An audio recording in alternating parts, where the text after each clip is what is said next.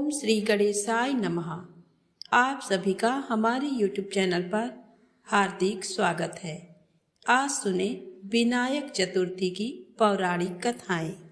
व्रत में सुनने से सारे संकट दूर होते हैं, साथ ही समस्त मनोकामनाएं पूर्ण होती हैं। श्री गणेशाय नमः। गणेश चतुर्थी व्रत करने से घर परिवार में आ रही विपदा दूर होती है। कई दिनों से रुके मांगलिक कार्य संपन्न होते हैं तथा भगवान श्री गणेश असीम सुखों की प्राप्ति कराते हैं। माह की किसी भी चतुर्थी के दिन भगवान श्री गणेश की पूजा के दौरान गणेश चतुर्थी व्रत की कथा पढ़ना अथवा सुनना जरूरी होता है।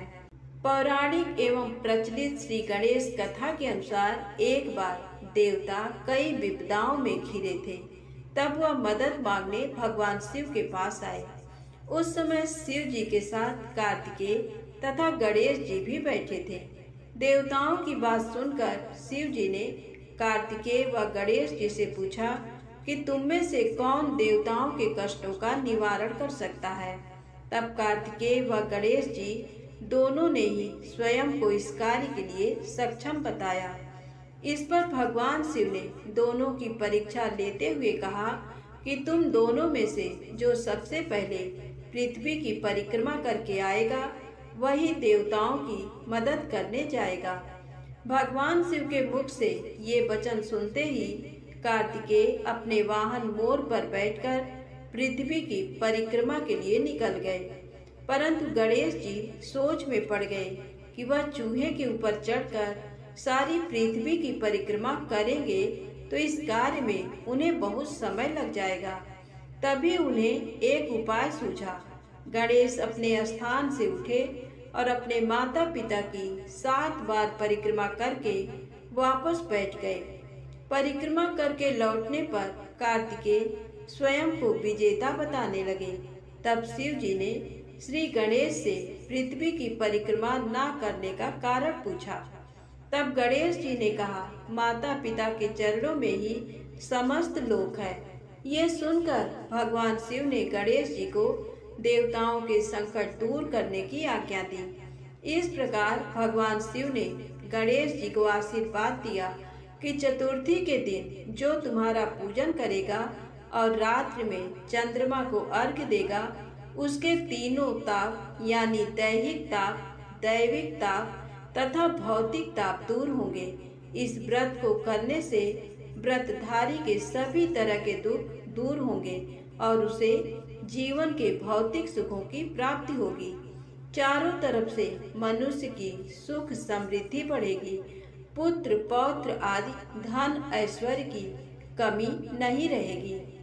गणेश चतुर्थी व्रत की दूसरी कथा। एक समय की बात है, राजा हरिश्चंद्र के राज्य में एक कुम्हार था। वह मिट्टी के बर्तन बनाता, लेकिन वे कच्चे रह जाते थे। एक पुजारी की सलाह पर उसने इस समस्या को दूर करने के लिए एक छोटे बालक को मिट्टी के बर्तनों के साथ आवा में डाल दिया। उस दिन चतुर्थी का दिन था। उस बच्चे की माँ अपने बेटे के लिए परेशान थी। उसने गणेश जी से बेटे की कुशलता की प्रार्थना की। दूसरे दिन जब कुम्हार ने सुबह उठकर देखा तो आवा में उसके बर्तन तो पक गए थे, लेकिन बच्चे का बाल बांका भी नहीं हुआ था। वह डर गया और राजा के दरबार में जाकर सारी घटना बताई। इसके बाद राजा ने उस बच्चे और उसकी माँ को बुलवाया तो माँ ने सभी तरह के विघ्न को दूर करने वाली चतुर्थी का वर्णन किया। इस घटना के बाद से महिलाएं संतान और परिवार के सौभाग्य के लिए चौथ का व्रत करने लगी। गणेश चतुर्थी की तीसरी कथा। एक समय की बात है कि विष्णु भगवान का विवाह लक्ष्मी जी के साथ सुनिश्चित हो गया। विवाह की तैयारी होने लगी। सभी देवताओं को निमंत्रण भेजे गए, परंतु गणेश जी को निमंत्रण नहीं दिया। कारण जो भी रहा हो, अब भगवान विष्णु की बारात जाने का समय आ गया। सभी देवता अपनी पत्नियों के साथ विवाह समारोह में आए। उन सब ने देखा कि गणेश जी कहीं दिखाई नहीं दे रहे हैं। तब वे आपस में चर्चा करने लगे कि क्या गणेश जी को नहीं न्योता है या स्वयं गणेश जी ही नहीं आए हैं। सभी को इस बात पर आश्चर्य होने लगा। तभी सबने विचार किया कि विष्णु भगवान से ही इसका कारण पूछा जाए। विष्णु भगवान से पूछने पर उन्होंने कहा कि हमने गणेश जी के पिता भोलेनाथ महादेव को न्योता भेजा है। यदि गणेश जी अपने पिता के साथ आना चाहते तो आ जाते, अलग से न्योता देने की कोई आवश्यकता भी नहीं थी। दूसरी बात यह है कि उनको 1.25 मन मूंग, 1.25 मन चावल, 1.25 मन घी और 1.25 मन लड्डू का भोजन दिन भर में चाहिए। यदि गणेश जी नहीं आएंगे तो कोई बात नहीं, दूसरे के घर जाकर इतना सारा खाना पीना अच्छा भी नहीं लगता। इतनी वार्ता कर ही रहे थे कि किसी एक ने सुझाव दिया, यदि गणेश जी आ भी जाएं तो उनको द्वारपाल बनाकर बैठा देंगे कि आप घर की याद रखना। आप तो चूहे पर बैठकर धीरे धीरे चलोगे तो बारात से बहुत पीछे रह जाओगे। ये सुझाव भी सबको पसंद आ गया तो विष्णु भगवान ने भी अपनी सहमति दे दी। होना क्या था कि इतने में गणेश जी वहां आ पहुंचे और उन्हें समझा बुझाकर घर की रखवाली करने बैठा दिया। बारात चल दी। तब नारद जी ने देखा कि गणेश जी तो दरवाजे पर ही बैठे हुए हैं, तो वे गणेश जी के पास गए और रुकने का कारण पूछा। गणेश जी कहने लगे कि विष्णु भगवान ने मेरा बहुत अपमान किया है। नारद जी ने कहा कि आप अपनी मूषक सेना को आगे भेज दें तो वह रास्ता खोद देगी, जिससे उनके वाहन धरती में धंस जाएंगे। तब आपको सम्मान पूर्वक बुलाना पड़ेगा। अब तो गणेश जी ने अपनी मूषक सेना जल्दी से आगे भेज दी और सेना ने जमीन पोली कर दी। जब बारात वहां से निकली तो रथों के पहिए धरती में धंस गए। लाख कोशिश करें परंतु पहिए नहीं निकले। सभी ने अपने अपने उपाय किए परंतु पहिए तो नहीं निकले, बल्कि जगह जगह से टूट गए। किसी के समझ में नहीं आ रहा था कि अब क्या किया जाए। तब तो नारद जी ने कहा, आप लोगों ने गणेश जी का अपमान करके अच्छा नहीं किया। यदि उन्हें मनाकर लाया जाए तो आपका कार्य सिद्ध हो सकता है और ये संकट टल सकता है। शंकर भगवान ने अपने दूत नंदी को भेजा और वे गणेश जी को लेकर आए। गणेश जी का आदर सम्मान के साथ पूजन किया। तब कहीं रथ के पहिए निकले। अब रथ के पहिए निकल तो गए परंतु वे टूट फूट गए तो उन्हें सुधारे कौन। पास के खेत में खाती काम कर रहा था, उसे बुलाया गया। खाती अपना कार्य करने के पहले श्री गणेशाय नमः कहकर गणेश जी की वंदना मन ही मन करने लगा। देखते ही देखते खाती ने सभी पहियों को ठीक कर दिया। तब खाती कहने लगा कि हे देवताओं, आपने सर्वप्रथम गणेश जी को नहीं मनाया होगा और ना ही उनकी पूजन की होगी, इसीलिए तो आपके साथ ये संकट आया है। हम तो मूर्ख अज्ञानी हैं, फिर भी पहले गणेश जी को पूजते हैं, उनका ध्यान करते हैं। आप लोग तो देवतागण हैं, फिर भी आप गणेश जी को कैसे भूल गए। अब आप लोग भगवान श्री गणेश जी की जय बोलकर जाएं तो आपके सब काम बन जाएंगे और कोई संकट भी नहीं आएगा। ऐसा कहते हुए बारात वहां से चल दी और विष्णु भगवान का लक्ष्मी जी के साथ विवाह संपन्न करा के सभी सकुशल घर लौट आए। हे गणेश जी महाराज, आपने विष्णु जी को जैसो कारज सारियो ऐसो कारज सबको सिद्ध कर जो। बोलो गजानन भगवान की जय। श्री गणेश चतुर्थी व्रत की पौराणिक कथा के अनुसार एक बार भगवान शिव तथा माता पार्वती नर्मदा नदी के किनारे बैठे थे। वहां माता पार्वती ने भगवान शिव से समय व्यतीत करने के लिए चौपड़ खेलने को कहा। भगवान शिव चौपड़ खेलने के लिए तैयार हो गए, परंतु इस खेल में हार जीत का फैसला कौन करेगा, ये प्रश्न उनके समक्ष उठा। तो भगवान शिव ने कुछ तिनके एकत्रित करके उसका एक पुतला बनाकर उसकी प्राण प्रतिष्ठा कर दी और पुतले से कहा, बेटा, हम चौपड़ खेलना चाहते हैं, परंतु हमारी हार जीत का फैसला करने वाला कोई नहीं है। इसीलिए तुम बताना कि हम दोनों में से कौन हारा और कौन जीता। उसके बाद भगवान शिव और माता पार्वती का चौपड़ खेल शुरू हो गया। ये खेल 3 बार खेला गया और संयोग से तीनों बार माता पार्वती ही जीत गईं। खेल समाप्त होने के बाद बालक से हार जीत का फैसला करने के लिए कहा गया, तो उस बालक ने महादेव को विजयी बताया। ये सुनकर माता पार्वती क्रोधित हो गईं और क्रोध में उन्होंने बालक को लंगड़ा होने, कीचड़ में पड़े रहने का श्राप दे दिया। बालक ने माता पार्वती से माफी मांगी और कहा कि ये मुझसे अज्ञानतावश ऐसा हुआ है, मैंने किसी द्वेष भाव में ऐसा नहीं किया। बालक द्वारा क्षमा मांगने पर माता ने कहा, यहाँ गणेश पूजन के लिए नाग कन्याएं आएंगी, उनके कहे अनुसार तुम गणेश व्रत करो, ऐसा करने से तुम मुझे प्राप्त करोगे। ये कहकर माता पार्वती शिव के साथ कैलाश पर्वत पर चली गईं। 1 वर्ष के बाद उस स्थान पर नाग कन्याएं आईं। तब नाग कन्याओं से श्री गणेश के व्रत की विधि मालूम करने पर उस बालक ने 21 दिन लगातार गणेश जी का व्रत किया। उसकी श्रद्धा से गणेश जी प्रसन्न हुए। उन्होंने बालक को मनोवांछित फल मांगने के लिए कहा। उस पर उस बालक ने कहा, हे गणेश जी महाराज, मुझ में इतनी शक्ति दीजिए कि मैं अपने पैरों से चलकर अपने माता पिता के साथ कैलाश पर्वत पर पहुंच सकूं और वे ये देखकर प्रसन्न हो। तब बालक को वरदान देकर श्री गणेश जी अंतर्ध्यान हो गए। इसके बाद वह बालक कैलाश पर्वत पर पहुंच गया और कैलाश पर्वत पर पहुंचने की अपनी कथा उसने भगवान शिव को सुनाई। चौपड़ वाले दिन से माता पार्वती शिव जी से विमुख हो गई थी। अतः देवी के रुष्ट होने पर भगवान शिव ने भी बालक के बताए अनुसार 21 दिनों तक श्री गणेश का व्रत किया। इस व्रत के प्रभाव से माता पार्वती के मन से भगवान शिव के लिए जो नाराजगी थी वह समाप्त हो गई। तब ये व्रत विधि भगवान शंकर ने माता पार्वती को बताई। ये सुनकर माता पार्वती के मन में भी अपने पुत्र कार्तिकेय से मिलने की इच्छा जागृत हुई। तब माता पार्वती ने भी 21 दिन तक श्री गणेश जी का व्रत किया तथा दुर्वा, फूल और लड्डुओं से गणेश जी का पूजन अर्चन किया।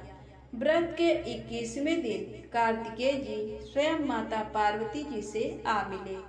उस दिन से श्री गणेश चतुर्थी का ये व्रत समस्त मनोकामनाओं की पूर्ति करने वाला व्रत माना जाता है। इस व्रत को करने से मनुष्य के सारे कष्ट दूर होकर मनुष्य को समस्त सुख सुविधाएं प्राप्त होती हैं। प्रेम से बोले गणेश जी महाराज की जय हो। अब आइए सुने गणेश जी के विवाह की कहानी। एक बार देवी तुलसी विवाह हेतु वर ढूंढने के लिए तीर्थ यात्रा पर निकली थी और ढूंढते ढूंढते वह गंगा किनारे पहुंच गई। उस वक्त गणेश भगवान गंगा किनारे तप कर रहे थे। उन्हें देखते ही देवी तुलसी उन पर मोहित हो गई और उनके मन में गणेश भगवान से विवाह की इच्छा उत्पन्न हुई। फिर देवी तुलसी ने गणेश जी के पास जाकर उनका ध्यान भंग कर दिया। आंखें खोलने के बाद गणेश भगवान के सामने देवी तुलसी खड़ी थी, लेकिन सामने एक स्त्री है, इसलिए अपने क्रोध को नियंत्रण में रखकर गणेश भगवान ने पूछा, आप कौन है देवी और मेरा ध्यान भंग करने का क्या कारण है? जवाब में देवी तुलसी ने अपने परिचय के साथ गणेश जी से विवाह की बात कर ली। उत्तर में गणेश जी बोले, देवी मैं ब्रह्मचारी हूँ, उस वजह से मैं विवाह नहीं कर सकता। अपने विवाह प्रस्ताव के लिए ना सुनने के बाद देवी तुलसी क्रोधित हो गई और उन्होंने गणेश जी को श्राप दे दिया कि उनका ब्रह्मचर्य टूटेगा और उनके 2 विवाह होंगे। इस बात पर गणेश भगवान भयंकर क्रोधित हो उठे, क्योंकि एक तो वह स्त्री है, इसीलिए ध्यान भंग करने पर भी गणेश जी ने कुछ नहीं कहा और इतनी विनम्रता से बात करने पर भी उन्हें श्राप दिया गया। फिर गणेश जी ने भी देवी तुलसी को श्राप दिया कि तुम्हारा विवाह शंखचूर्ण नाम के असुर के साथ होगा।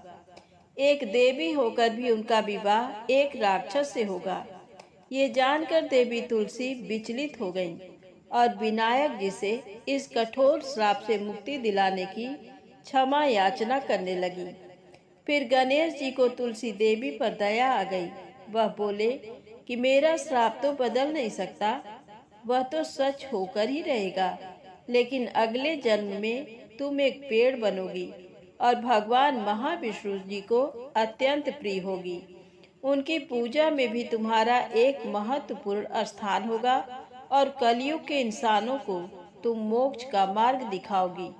लेकिन तुमने मेरा तप भंग किया है और मुझे ब्रह्मचारी होकर भी 2 विवाह का श्राप भी दिया है, इसलिए मेरी किसी भी प्रकार की पूजा में तुम निश्चित होगी। इस प्रकार देवी तुलसी गणेश भगवान की पूजा में निश्चित हो गई। तो प्रेम से बोले गणेश जी महाराज की जय हो। अब आइए सुने गणेश जी के विवाह की कथा। गणेश भगवान का मुख हाथी का है और एक दांत टूटा हुआ है। इन्हीं 2 कारणों की वजह से उनका विवाह नहीं हो पा रहा था। इस बात से गणेश महाराज अक्सर नाराज रहा करते थे।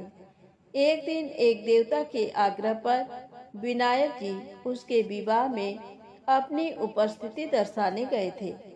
विवाह स्थल पर पहुंचने के बाद कुछ देवताओं ने मिलकर गणेश भगवान का समय पर विवाह न होने के कारण उपहास किया, जिससे गणेश जी बहुत ही अधिक नाराज हो गए।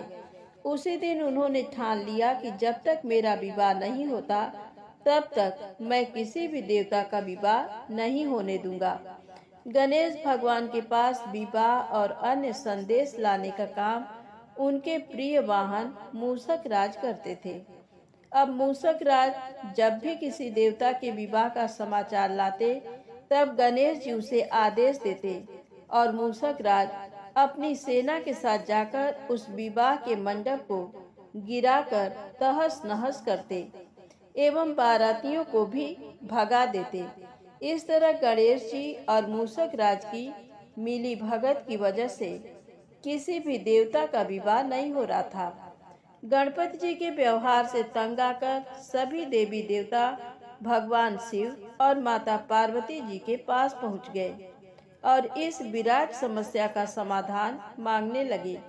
भगवान शिव और माता पार्वती ने कहा कि इसका हल तो आपको केवल ब्रह्मा देव जी के पास ही मिल सकता है। कृपा करके आप ब्रह्मलोक को जाएं। माता पार्वती और महादेव को प्रणाम करके सभी देवी देवता ब्रह्मा जी के पास प्रकट हुए।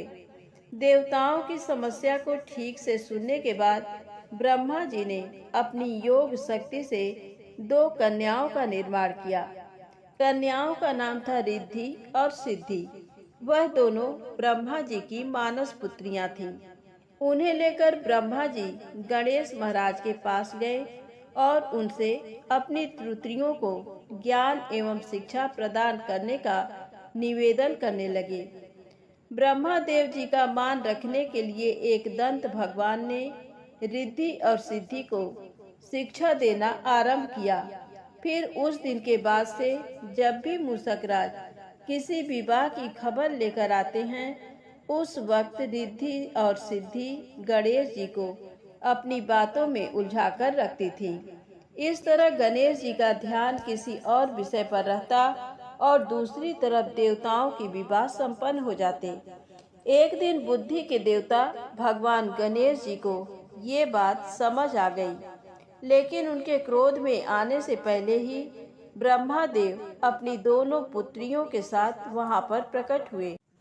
रिद्धि और सिद्धि को सामने देखते ही गणेश जी का क्रोध बढ़ने लगा, किंतु विनायक जी के मुख से कोई भी शब्द निकलने के पहले ही भगवान ब्रह्मा देव ने कहा, हे गणेश जी, आपने स्वयं ही मेरे पुत्रियों को शिक्षा दी है और अब मुझे इन दोनों के विवाह योग्य कोई वर नहीं मिल रहा है। मेरी आपसे विनती है कि आप ही रिद्धि और सिद्धि से विवाह करके मुझे धन्य कीजिए। परमपिता ब्रह्मा देव जी की शांत वाणी सुनकर गणेश जी का क्रोध शांत हो गया और वह उस विवाह प्रस्ताव के लिए हंसी खुशी राजी हो गए। विवाह के बाद अपनी दोनों पत्नियों से उन्हें 2 पुत्र प्राप्त हुए, जिनका नाम रखा गया शुभ और लाभ। तो प्रेम से बोले गणेश जी भगवान की जय हो। अब आइए सुनते हैं गणेश जी की पूजा पाठ में सुनी जाने वाली पौराणिक कथा। एक गांव था जिसमें एक सेठ जी अपने परिवार के साथ रहते थे। सेठ जी का गांव के पास के ही शहर में बड़ा व्यापार था। सेठ जी गणेश जी की पूजा श्रद्धा एवं विश्वास से करते थे, जिससे सेठ जी के घर में अन्न धन के भंडार सदैव ही भरे रहते थे। उनके जीवन में किसी भी प्रकार की कोई कमी नहीं थी। नित्य प्रतिदिन नियम अनुसार रोज वो नदी पर नहाने जाते और आकर गणेश जी की पूजा करते, उन्हें भोग लगाते, फिर स्वयं भोजन करते थे। ये बात सेठानी जी को अच्छी नहीं लगती थी। वो धार्मिक नहीं थी और ईश्वर में इतना विश्वास नहीं रखती थी। एक बार सेठानी जी ने सोचा कि ये इतना गणेश जी को मानते हैं, गणेश जी की पूजा करते हैं, इससे होता क्या है, आज तो देखती हूँ वो कैसे गणेश जी की पूजा करते हैं। अगले दिन जब सेठ जी नदी पर नहाने जाते हैं तो सेठानी जी गणेश जी की मूर्ति को उठाकर मूर्ति को कपड़े से ढककर बगीचे में जमीन में दबा देती हैं। जब सेठ जी नदी पर से नहाकर घर आते हैं और देखते हैं कि गणेश जी की मूर्ति तो मंदिर में नहीं है, तो वो सेठानी से पूछते हैं, गणेश जी की मूर्ति मंदिर में नहीं है, कहाँ गई? तो सेठानी जी बोलती हैं, मुझे नहीं मालूम, मूर्ति को घर में बहुत ढूंढते हैं उस दिन, क्योंकि वो गणेश जी को भोग नहीं लगा पाए थे। इसके लिए सेठ जी ने अन्न जल का भी त्याग कर दिया और गणेश जी से प्रार्थना करने लगे कि हे प्रभु, लगता है आप मुझसे रुष्ट हो गए हो और कहीं चले गए हो। आप अपनी कृपा दृष्टि मुझ पर बरसाइए, प्रभु मुझे दर्शन दीजिए। सेठ जी ने मन ही मन सोचा कि अब से जब तक आप मुझे मिल नहीं जाते, मुझे दर्शन नहीं दे देते, तब तक मैं अन्न जल का त्याग करता हूँ। वो दिन पूरा निकल गया। रात्रि में सेठ जी की भक्ति से प्रसन्न होकर गणेश जी भगवान ने स्वप्न में भगवान एक छोटे से चूहे के साथ खेल रहे होते हैं और चूहे को खाने को लड्डू देते हैं। चूहा लड्डू लेकर बगीचे में जाता है और जमीन को खोदता है और लड्डू वहीं डाल देता है। अचानक सेठ जी की नींद खुल जाती है। सेठ जी बगीचे में जाते हैं और वहीं खोदते हैं जहां उन्होंने सपने में देखा था, और वहीं से उनको थोड़ी सी जमीन खोदने पर कपड़े में लिपटे हुए गणेश जी की मूर्ति मिलती है। सेठ जी गणेश जी की मूर्ति की पूजा करके उनको यथास्थान स्थापित करते हैं और सेठानी के पूछने पर सारा वृत्तांत उन्हें सच सच बताते हैं। बात को जानकर सेठानी जी को आश्चर्य होता है और सेठानी जी मन ही मन श्रद्धा एवं विश्वास से गणेश जी भगवान की भक्त बन जाती हैं और सेठ जी से कहती हैं कि मुझसे बड़ा भारी अपराध हो गया है। अब हम दोनों पति पत्नी प्रेम सहित गणेश जी भगवान की आराधना करेंगे एवं उनकी पूजा में कभी कोई कमी नहीं आने देंगे। ये सुनकर सेठ जी अत्यधिक प्रसन्न हो जाते हैं और दोनों पति पत्नी गणेश जी भगवान को धन्यवाद करते हैं। प्रेम से बोले गणेश जी महाराज की जय हो।